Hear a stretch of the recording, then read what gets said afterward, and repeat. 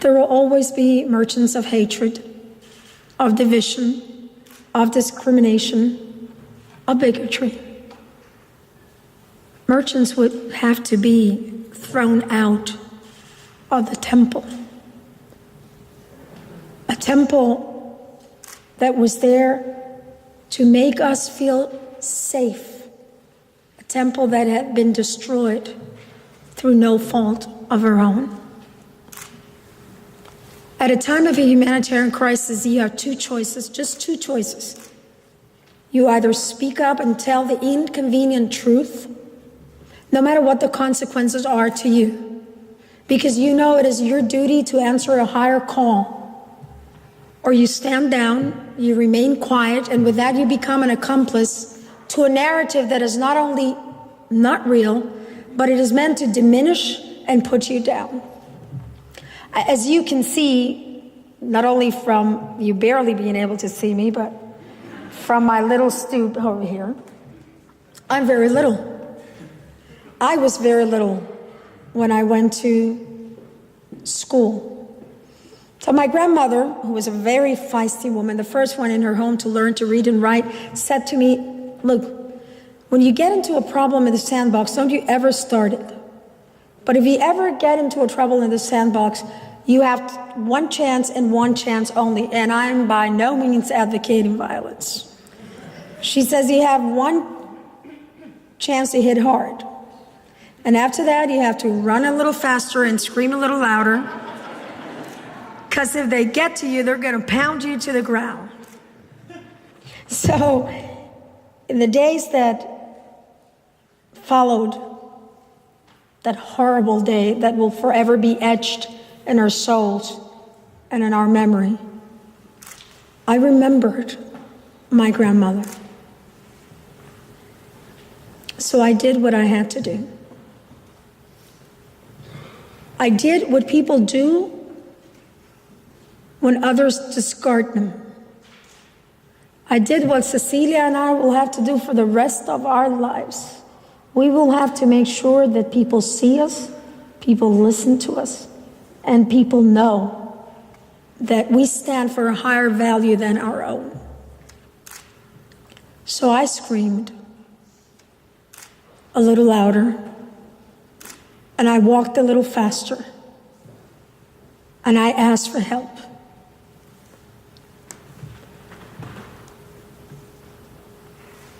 Help didn't come. Help was nowhere to be found. But something miraculously happened. The words of fear and desperation that came out of my mouth resonated with the souls and the lives of thousands of people in the United States. So the American people, the Puerto Rican diaspora, los Latinos, answered the call to serve, which is especially important when you don't know the people that you are serving. 327 AFL-CIO workers left their homes to come tend to our wounds, left their homes to come help us, left their homes to save our lives. And no matter how hard we tried, no matter how much help we got, no matter how little we slept, people died. 3,000 Puerto Ricans are not with us today. We will never know their names. We will never be able to close that wound of grief, of sorrow, because they were senseless deaths. This did not have to happen. And for me, it was unfathomable. It was out of the question that a country as powerful as this could leave people just to die. That 283 something more miles, you could put a person in the moon, but you could not take water 1,000 miles from the US coast. Now, there will be time to talk about why it happened. I have often refused to answer those questions. Was it discrimination? Which is sheer ignorance? Which is the unwillingness to help people of color?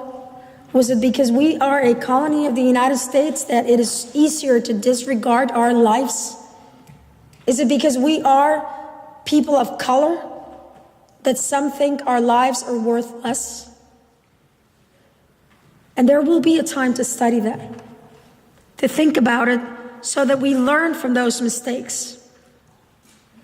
But I guarantee you one thing, because I'm in no position to give advice. You will have that call to service question. You will have to answer it. You will have to tell yourself whether you will stand up and march and peacefully protest and put your life on the line for others, or you simply shut up and stand down. So the question is, what are we prepared to do to change the world that we live in? As I walked towards that press conference, 3 people that love me very much told me, don't do it. Don't engage that person. He will destroy you. And my answer was very simple. I will destroy myself if I don't speak up. You see, this was never and is never about politics. This was about saving lives. Because in the Declaration of Independence of this country and in the Constitution, words that resound around the world come to mind. We hold these truths to be self-evident, that all men are created equal, and that they are endowed by their Creator with certain unalienable rights upon which are life, liberty, and the pursuit of happiness. So in the darkness of the nights and the weeks that came through, I often wonder, what was it about us that told others that we weren't endowed with those unalienable rights? What was it about us that gave those in power, or some in power, the ability to discard and disregard us? Eleanor Roosevelt once said, "No one can make you feel inferior without your consent." So I decided to stop consenting.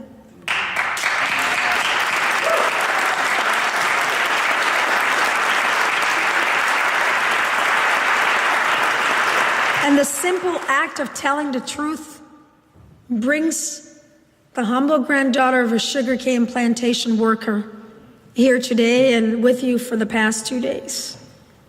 Because you see, somewhere in the midst of the glitz and flare of Harvard Square, there is a place called the Phillips Brooks House Association.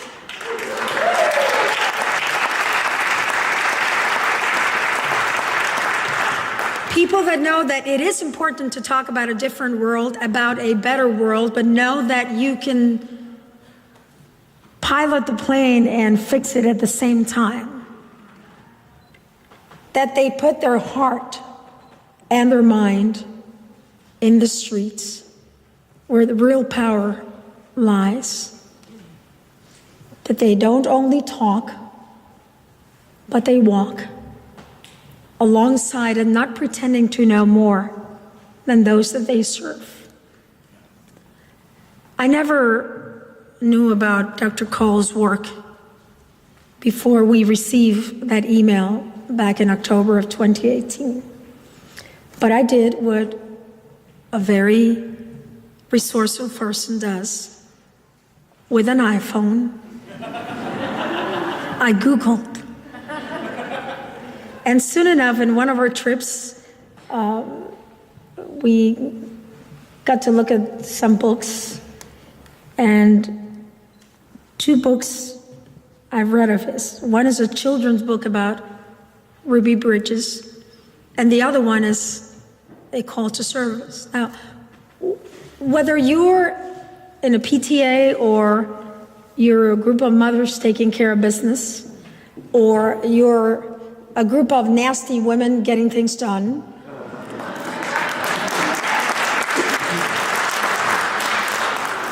or you're a young person at Northeastern or Harvard or Boston University or Boston College or Wellesley or Mount Holyoke or in any learning institution. We have to pay it forward. We have to do unto others all the good that's been done to us.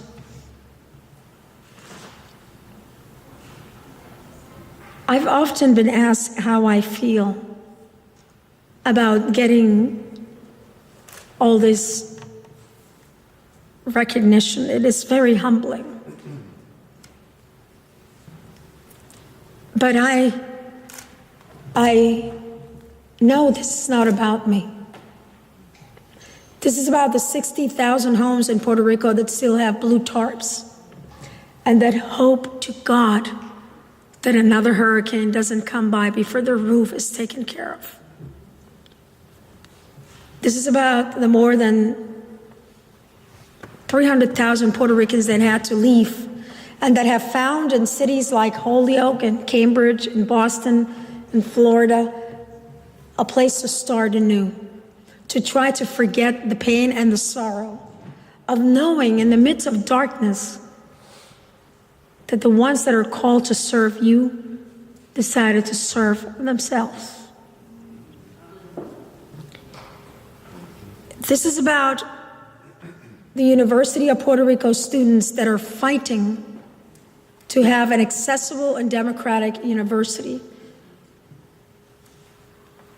an area of learning where they can talk about not the life that they would like in the future, but the life that they can carve out today.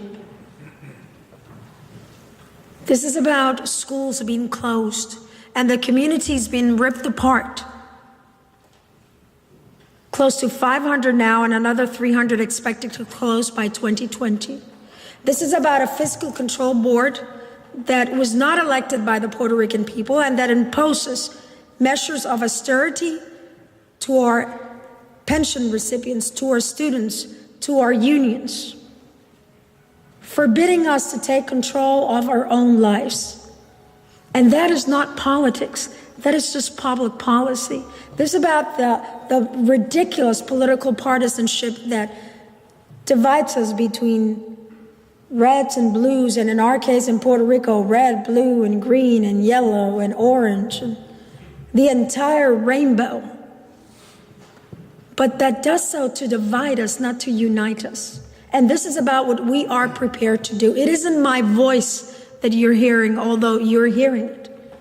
It is the echo of thousands of voices of people that are still clamoring to get health care, to have a safe environment for their children. 5 years ago, Mayor, I ran into a school in San Juan. In Puerto Rico, the school system is part of the state system. The city of San Juan has 3 schools. And there in the midst of the bulletin board, the director of that particular school had written a question: what would you like your school to be? What would you like your school to have? And this is 2013, November 2013, and a child wrote, I want my school to have clean bathrooms and bathroom tissue. This is about schools that have 35 students to a classroom and share books. This is about schools that have iron bars out the windows, as if we were educating our poor and our disenfranchised to look through the looking glass of bars as if we knew they were going to end up in jail. And the question is not why, the question is, what are we going to do to change it? What are we prepared to do? Now, the Phillips Brooks House gives you an example of a living laboratory of people changing their way. We have started what in San Juan we call the Centers for Community Transformation. It is a building, a rundown building, where we put everything the communities need in order to survive the worst case scenario. Because you see, for us, that's not the book that you buy at the airport hoping that you never have to read it. For us, it is the living memory of 3,000 of our brothers and sisters that will not open their eyes ever again. Brothers, sisters, mothers.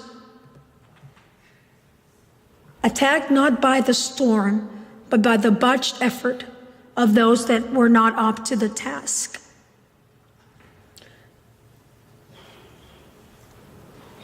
We often ask ourselves, what could we have done differently? Now, at the municipality of San Juan, we had enough food and water and medical and surgical equipment and medicine to last for 2 months.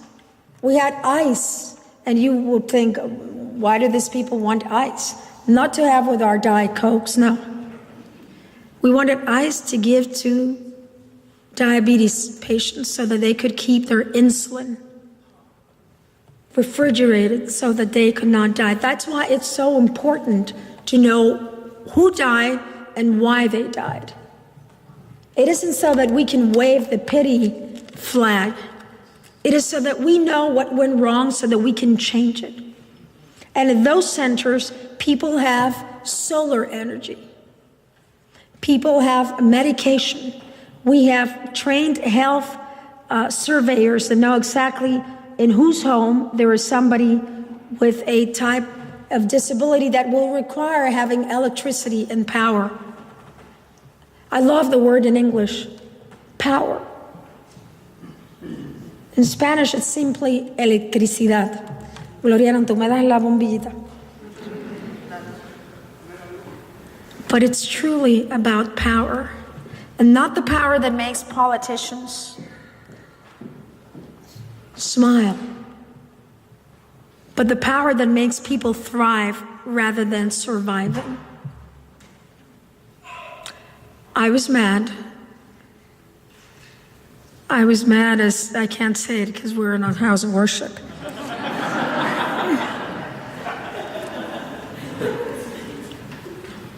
And I did what I had to do. But I didn't get to everybody. And forever,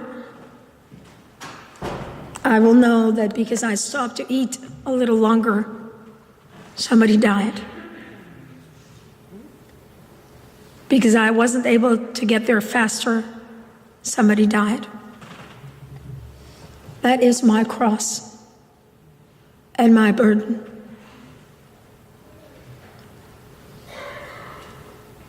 People died, and they didn't have to. I was sharing with students this morning to think about it. It takes months of preparation, essays, interviews, tests, to get into a university or a college.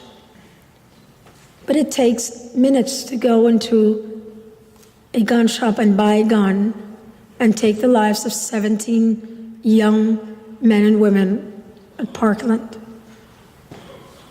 So what are we prepared to do to change that reality?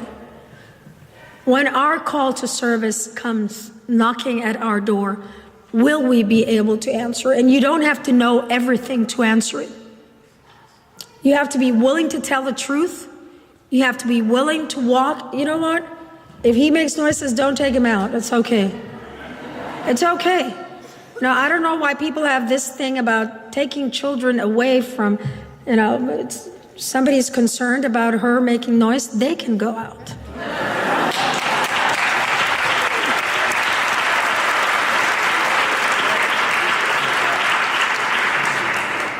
And I have to commend you because it's usually a woman that is forced to go out the door when a child is making noises. So let's give him a round of applause.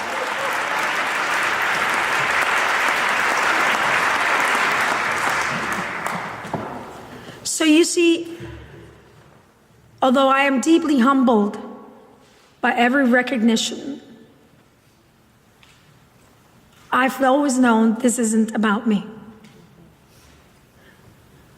Suicide rate has gone up about 40% in Puerto Rico. Suicide attempts have gone up about 70%. Now, people do that when they don't know love, when they don't serve to a higher purpose, when they don't think about a higher being. And you can call it Jehovah, or you can call it Buddha, or you can call it Christ, or you can call it Allah. It's all about love. It's all about what Aretha Franklin would say, and if you know it, say it with me, RESPCT.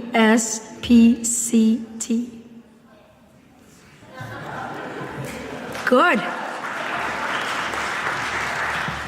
But you know, we forget a little part of that song. RESPCT, tell me what you think of me. RESPCT, that's right. Huh? And she asks just for a little bit of respect. She's not asking for a lot. She's asking just for a little bit of respect. All we wanted was a little bit of respect. All we wanted was for our lives to matter. All we wanted were for people to listen.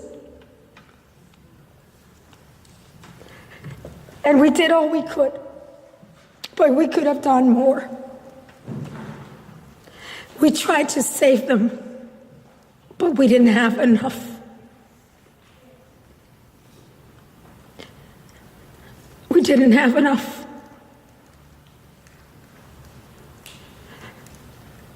So whenever you think of Puerto Rico, think that this is happening right here, right now, in this country. In a suburb, somebody's going to bed hungry. In a building, somebody did not have enough money today to buy their medication. Just this afternoon, a young woman from a high school was telling me how saddened she was that her sister got into Boston University because her parents don't have enough money and she couldn't get enough aid. She will not be able to go to school. That is wrong. You see, they killed us with neglect. And you can kill people with a gun or you can kill them with neglect. It's the same death. Senseless, hypocritical, full of despair, gasping for air for the last breath. And for heaven's sake, I wish I had been wrong. I wish I had not had to say, we're dying here. In the island municipality of Vieques, in the northeastern side of Puerto Rico, there are no dialysis machines. People have to get on a 1.5 to 2 hour, depending on how choppy the ocean is, trip now to Ceiba to get in a car to go to Fajardo, to have their blood being taken care of, to go back feeling utterly pained. So my grandmother told me never to start a fight. But she showed me never to shy away from one. I did what I had to do, and I will do it every day of my life, because the inconvenient truth saves lives.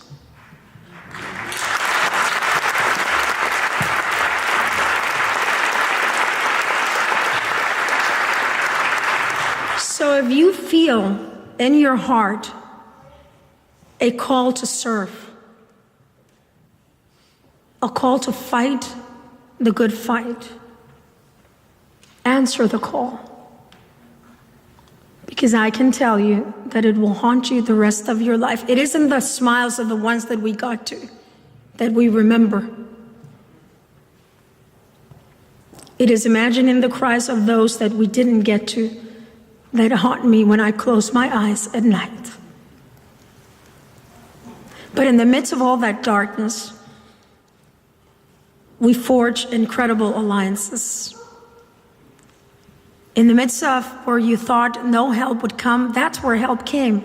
And that's where communities rose up to the challenge. That's where communities taught the government that, yes, we can do things that you cannot do. We can do them better, we can do them faster, and we can do them putting the heart in the right place.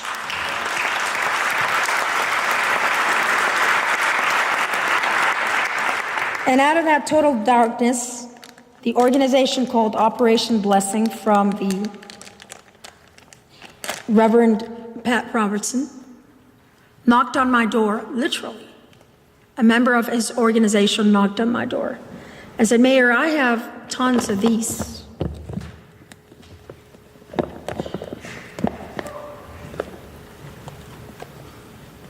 And I said, "And what is that?" And he said, "Well, you see, people don't have any electricity, so it's solar powered. You don't need batteries. And you can turn on one light. You have them 8 hours in the sun, and it gives you 8 hours of light at night. You can read with them." Something that a lot of our young people said, "What is that, reading? What am I going to do? I don't have my cell phone. I can't watch Netflix. I can't Google anything. Oh my God, save me." They actually went through withdrawal. And then they said, and the most important thing is that there's a way to communicate amongst people that are in need. SOS. Now it was amazing, and these lights were turned on. I chose Cecilia tonight that it was very important that we always showed people what we could do, but that it's okay every once in a while to use it as an excuse.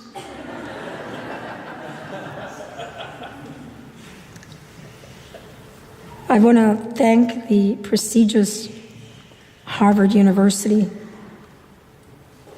because I hope somewhere, wherever they are at, those more than 3,000 people know that they have not been forgotten, that we will not allow their deaths to go unnoticed,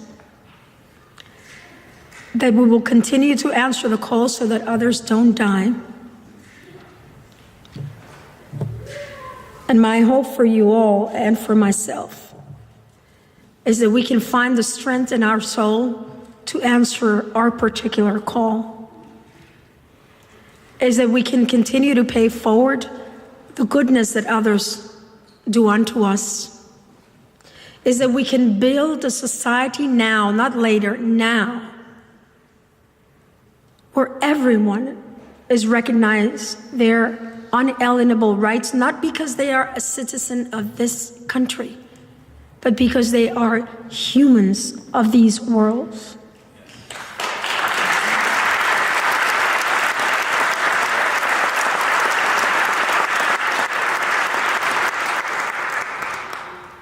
My grandmother told me not to start a fight, but to finish them all. 50 million trees were lost. And that has its impact because the truth is the truth. Climate change is real.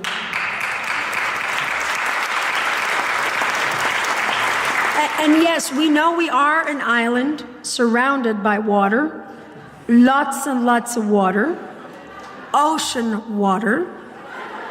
That's a quote from the President of the United States. And we were so happy to know that because we didn't know that until he said it.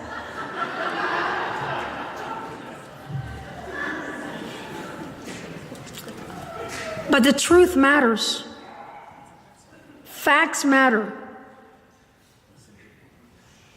Words spoken to divide. Hate brings more hate.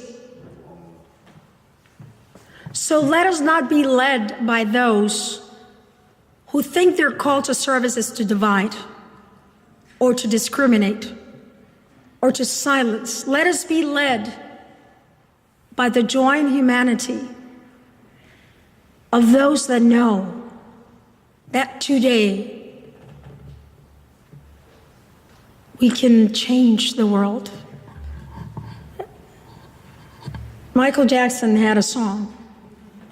He said, I'm starting with the man in the mirror and asking him to change his ways. Oh, come on, you know it, sing it. I'm starting with the man in the mirror. Ooh, come on. To change his ways. No. If you want to make a place a better place, take a look at yourself and change. Na na na na na na na na. So, Cecilia, come over here. You're probably not going to be able to see Cecilia. But when I was in kindergarten, my teacher, Miss Stacy, noticed that I read backwards. But where others saw a disability, she saw potential. And she taught me how to read and write at 3 years old. Now, dyslexic people are quite bright. And most of the time we manage to fool everyone around us, right? Yeah. But make sure that you understand that each one of us is important in this fabric of a better world. Make sure that every child, like Cecilia and myself, grows up to their full potential. Make sure you don't look another way in the face of injustice. Make sure you answer the call to serve, whatever that call is. Because I guarantee you, if you don't, there will be a hole in your heart for the rest of your life. Now, I believe, despite everything, I believe that we can do it. I believe that if we come together, we can make it. I believe that we can win, and I believe that we will win. Thank you so much, everybody. You okay?